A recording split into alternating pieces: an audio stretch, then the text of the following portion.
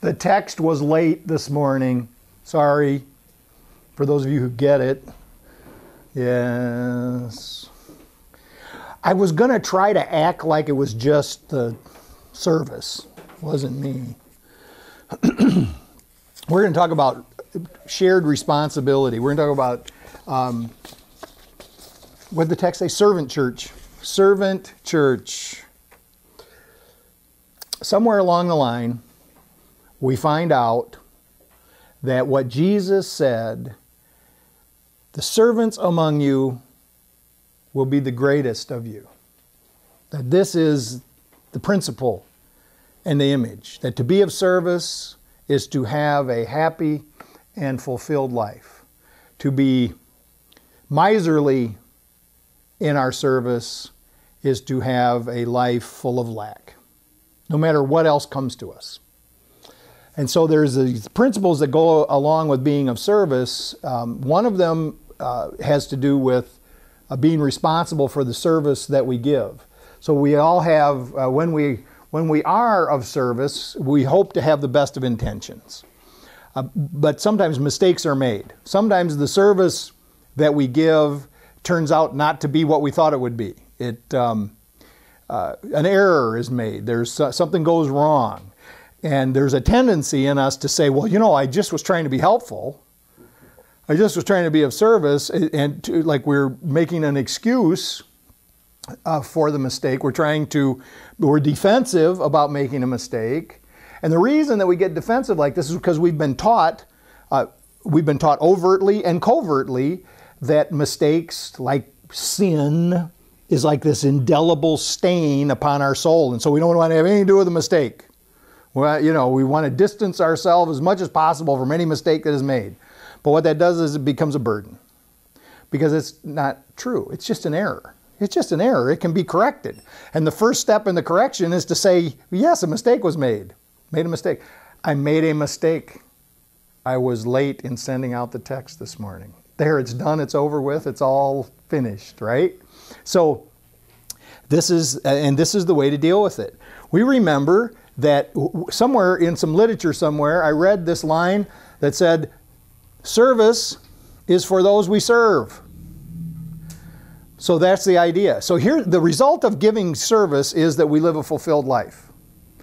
And for those of us who are in recovery, we know that really, if we don't know it now, we will know it, that the only way to have a happy life is to actually be of service. And that the 12-step process itself is designed to bring us to a place where we can live a life of service. Because it turns out that that's actually the thing that allows us to recover from whatever it is that's wrong with us.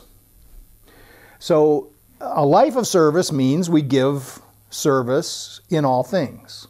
Now, we're not perfect. We're not going to be perfect. Sometimes we forget. It's okay. It was a mistake. It can be corrected.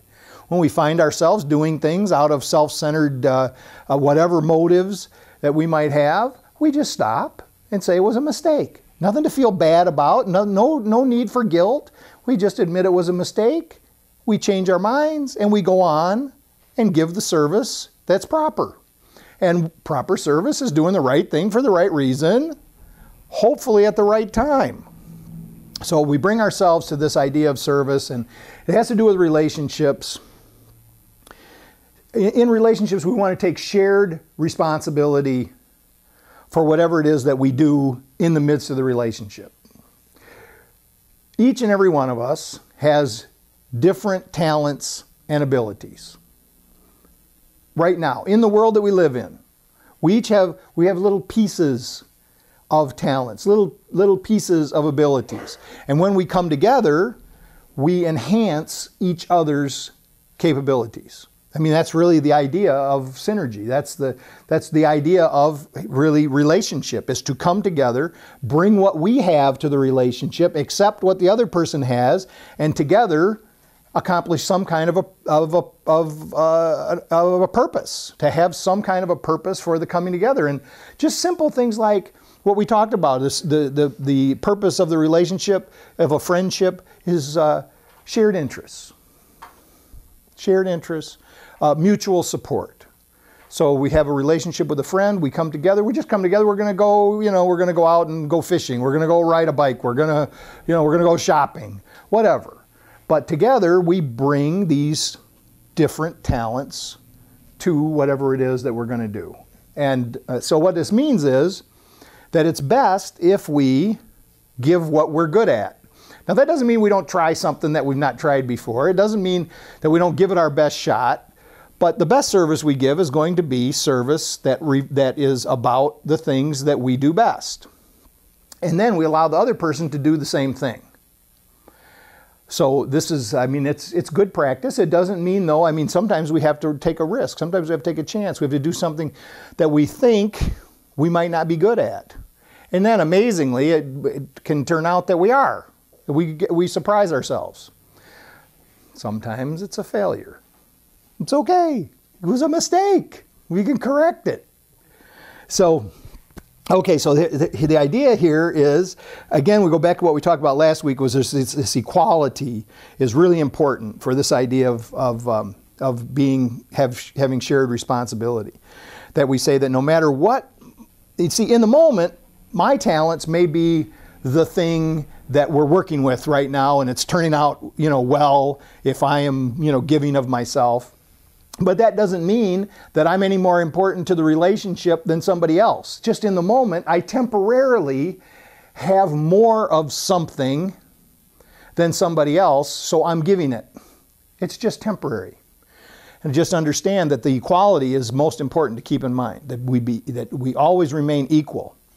So then, there doesn't need to be an organizational chart in the relationship. Now, some people think that it's really important that you got to have this organizational chart there's got to be, roles like laid out. I think most helpful, we can think about them, one way is to flip it upside down and think about the organizational chart that's reversed, that actually the person who's in charge of everything, like say the CEO, the president, that instead of everybody being responsible to him, that he's actually responsible to everybody else.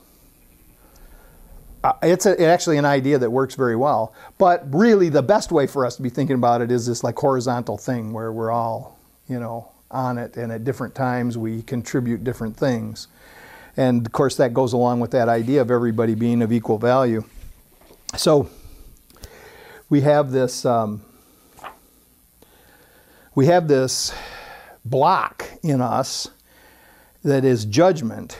And the judgment is we're continually judging ourselves as either being more than or less than. And we're judging others as being more than or less than. And it keeps us from actually seeing the truth and just accepting what each has to give in the particular situation. So a couple of things that I want to suggest.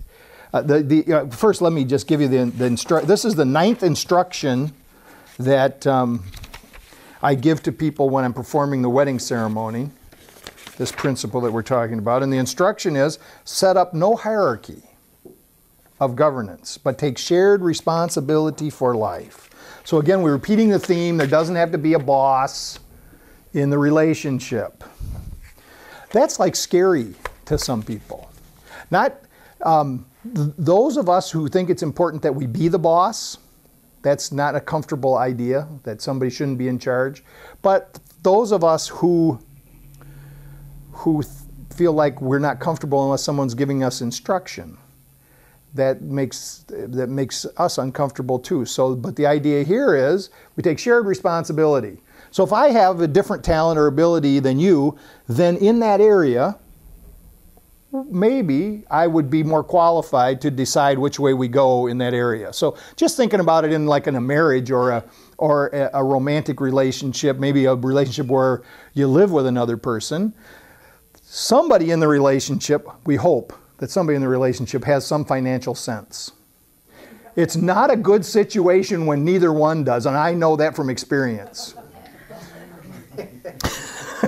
So, and the person who has good financial sense, they could be the person who we say, okay, we're going to do it together, but really, it's your talent. So, now I can remember my dad. My dad got converted to this particular spiritual path. I was raised in the Episcopal Church. And my dad was in the Episcopal Church the whole time I remember as a kid. And then something happened, and he started going to this fundamentalist church. But one of the things that they told him in the fundamentalist church was the man is supposed to take care of all these things.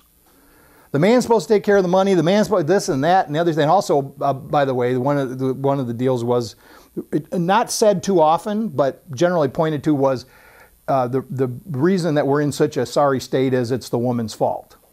So the man's supposed to take care of these and the idea of, now, maybe I'll put it in a better perspective. When we live in a primitive kind of society, and you think about the man, generally speaking, being more physically strong, that the man would like be in the front, right? To be in a defensive position, to be able. This is an old idea that's really not that useful too much anymore. It could be useful at times, at some time or another. But the idea of everybody being equal and taking the time to say, okay, what are you good at? What am I good at? Let's make a decision as to who's going to take care of this and who's going to take care of that. And stop worrying about these old, worn out ideas of these patriarchal ideas really have harmed us.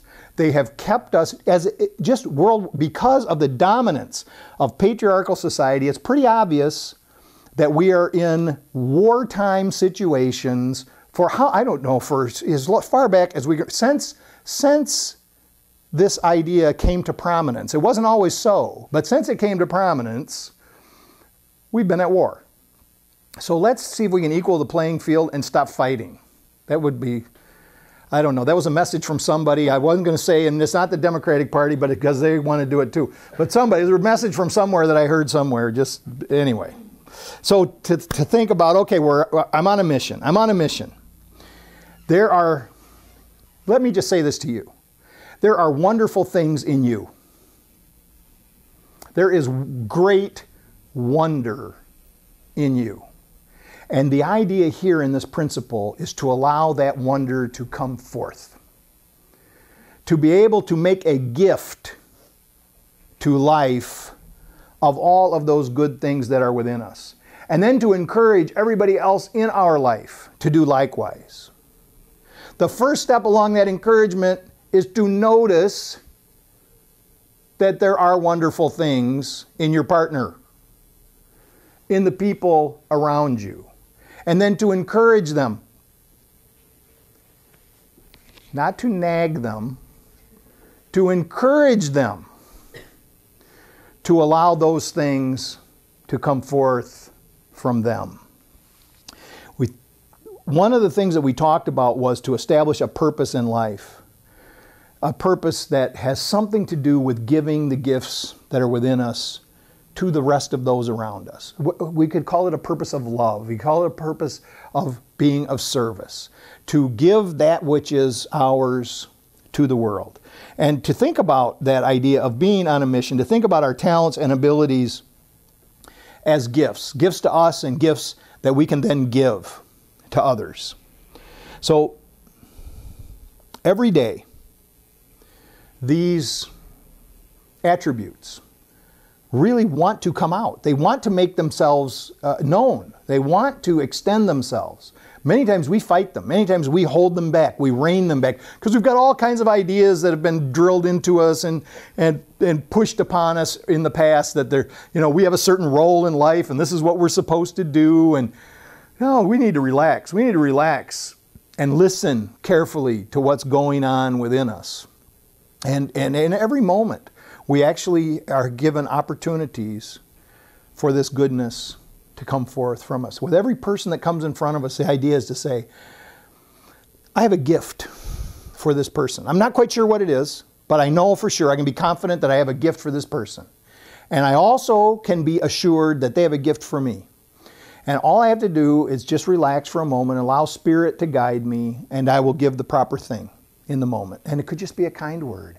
It could just be my attention. Just the gift of giving someone your attention for a moment, not ignoring them. Just think about the everyday common things that happen. We go to the grocery. We're standing in line. And there's a person who has 20 items in the 15-item line. And we're counting.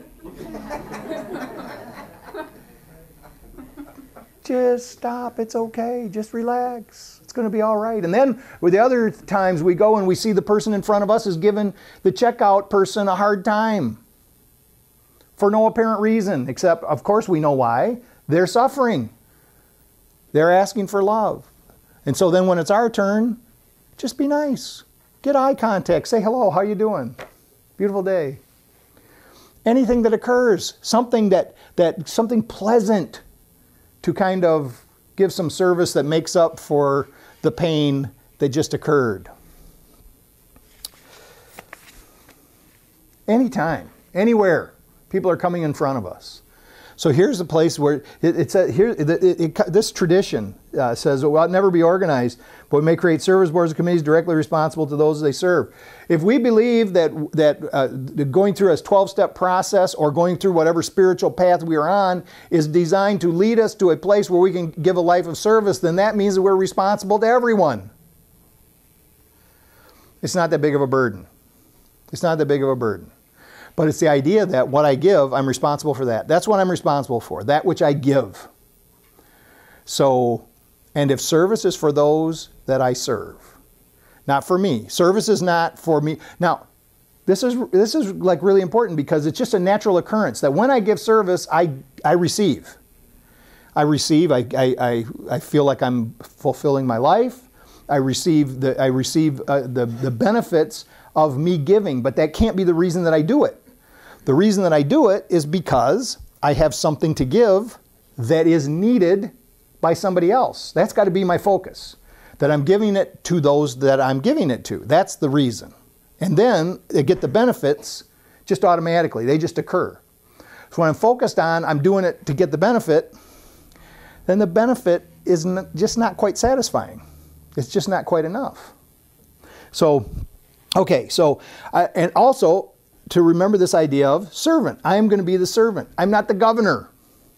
I'm the servant, not the governor. Sometimes we will see a need and we're guided to give service to it. We get this sense that this is what's needed, I'm going to give it. We want to help. We want to give of ourselves. We need to remember that sometimes our help will be accepted and sometimes it is not wanted. It's okay. Just us trying to give it is enough. We don't have to force our goodness on anybody. We don't have to worry about that. It's not up to us to make others take the help that we think they need. We may be wrong on a number of fronts there when this gets to be an issue. So we just offer it. We just offer our help. So our service is not designed to be a manipulation or some kind of coercion. Our service is just freely given. We just give it. We just give it. And it's taken or it's not taken.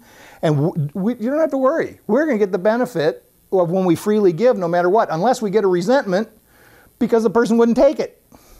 And we suffer. So we don't try to force people to do what we think is right. We are not the boss of anyone. That's what I want to say. I am not the boss of anyone. I remember years ago I saw that little kid say, "You are not the boss of me." And I want to remember that. Sometimes I want to be the boss. But it's really not good for me, and it's not good for anybody else. So, in our interactions, to remain humble, to remember that the presence of God is in them just like it's in me. It's between us, it's all around us, it's everywhere present. So I don't have like some exclusive hold on it. So we're equal and we all have a gift to give. The idea of standing ready, I love this idea. I'm ready to help if I'm called upon to help. I'm ready to help, but I don't have to force it on anybody.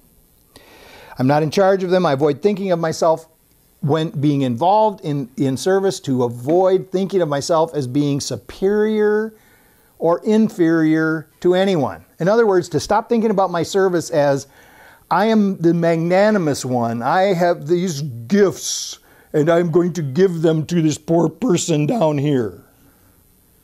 To stop thinking about it that way. It's just temporary. I got to remember, just temporarily, I have something that the other person needs. And so it's a giving among equals. It's not me handing down to someone else. It's so easy.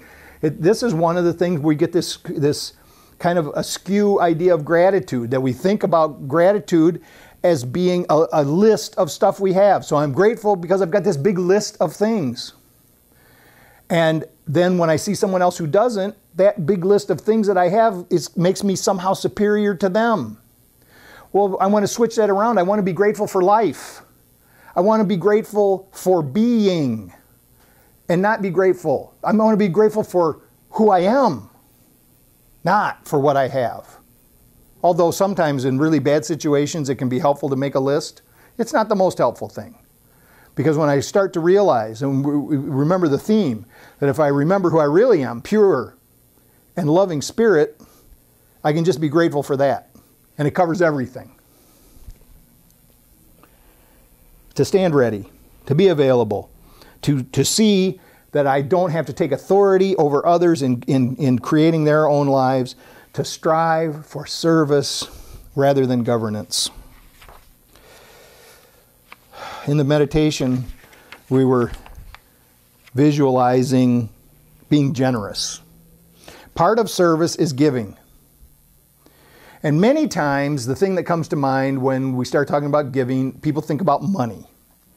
And yes, it's important. It's actually more important to give money if you don't want to give money. But it's important. It's important to give in that way, but that's just a small thing. Do you know, I want you just to think